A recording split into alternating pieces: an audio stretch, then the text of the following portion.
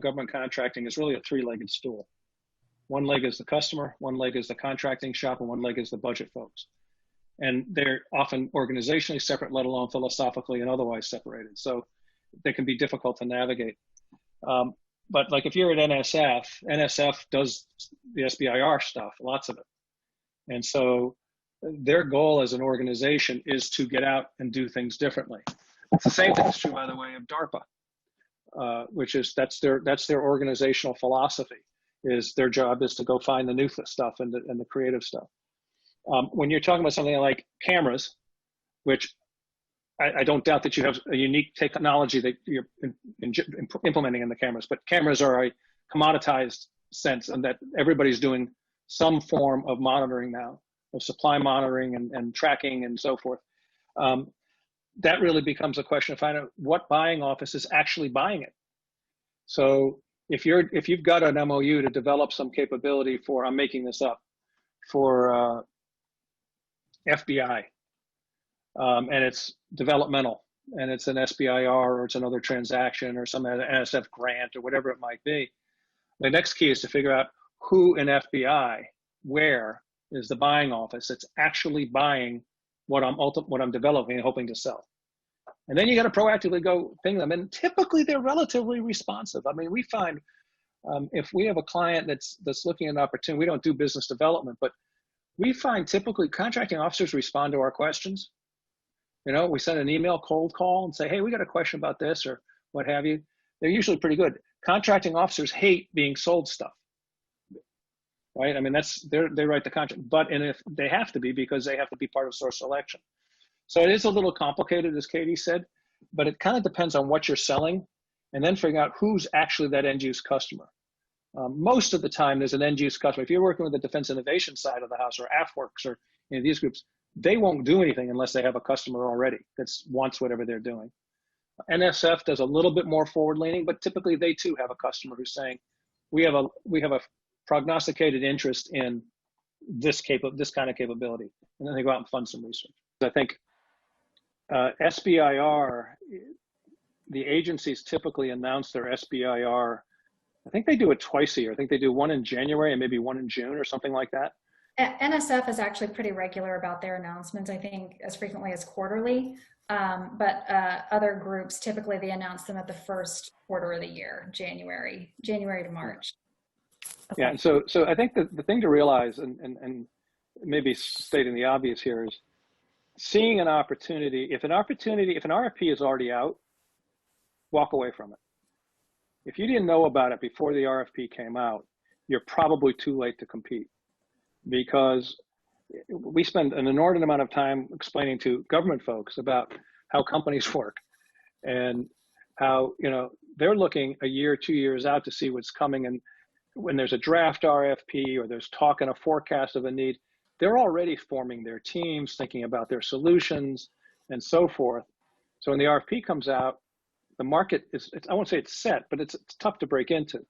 So you want to be very proactive and recognize that this is not a fast process. SBIR is great because it's time specific. It comes out that first quarter, the award comes second or third quarter, and off you go. But that's not the norm in federal procurement.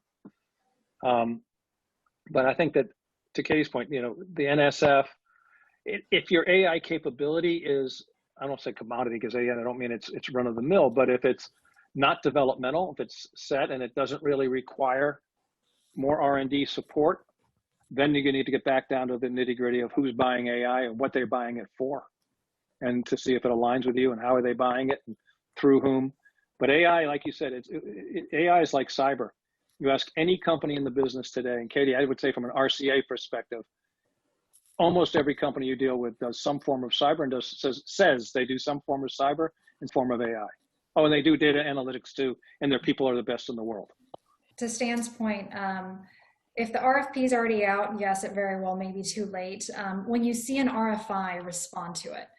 There's a reason why the government is conducting that market research, but an RFI very well could lead to a conversation with the customer, and that is what helps you to get in the door. Katie, why don't you explain the role of an RFI, because that's a really great point. Request for information. So it comes way in advance of the actual RFP, and allows for the government to essentially conduct market research to get a feel for what are the providers out there, what are the technologies that are available, to see what's actually viable. It allows them to solicit feedback from industry to know if they're way off the mark, or if it's an actual relevant opportunity that they can then move on to the RFP status. I would say in a lot of cases, well, I don't actually know what the percentage is, but in many cases, you submit an RFI, which is going to be much smaller than the lift that you'll do on an actual RFP submission, the actual request for proposal. And in many cases, they could request a follow-up phone conversation, or Teams or Zoom meeting. So that is really your opportunity to help shape an opportunity. So the government might say something in the RFI. Great example. They might require past performance with 2 federal agencies leveraging an AI platform. This is your opportunity in the RFI to say, no, Mr. Government Contracting Officer, you shouldn't require past performance as a requirement, and here's why. I'm, an AI specialist, and here's why you should consider me. That way they can eliminate the past performance requirement in the RFP. Otherwise, if you never respond to that RFI, the RFP is going to come up and boom, you're already disqualified from bidding because you don't have that past performance. So really take advantage of the RFIs to help, we use this term all the time in government, but to really shape that opportunity so you have a better chance of actually winning it. Very much like the thing you have to be careful with, and I'm 100% with Katie on this, where companies get a little bit nervous in the RFI process or in a BAA process is giving away their IP, in the sense that if you have a unique solution, a unique strategy for approaching a problem, how much do you want to expose? Because it can be turned around into an RFP that everybody sees. In other words, there is a fine line. You have to be careful how you do that. But for the most part, I absolutely agree with Katie. RFIs and BAAs are great places to shape the opportunity and also shape the business model they're going to pursue. If an agency is saying, we really, really want innovation, we really, really want new players, and you can go in with credibility and say, look, I do this, but let me tell you why your RFI or the way your structures won't get you the new players you want, they may well listen. So it's not just structuring it from a requirements perspective or from a solutions perspective, but also from the business model they might pursue. Mm-hmm.